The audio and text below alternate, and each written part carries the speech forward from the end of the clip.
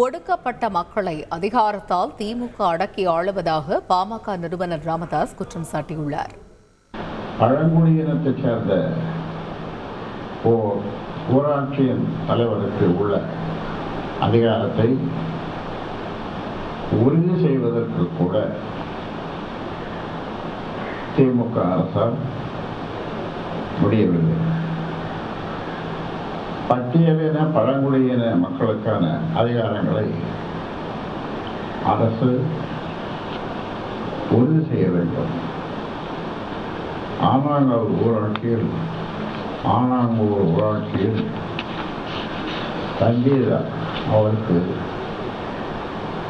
உரிய அதிகாரத்துடன் செயல்படுவதை மாவட்ட ஆட்சியர் உறுதி செய்ய வேண்டும்.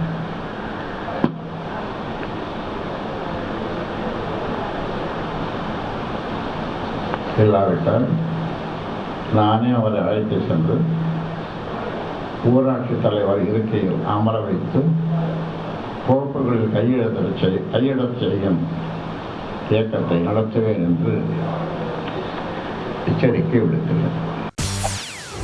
செய்திகளை உடனுக்குடன் தெரிந்து கொள்ள உடனே சப்ஸ்கிரைப் பண்ணுங்க.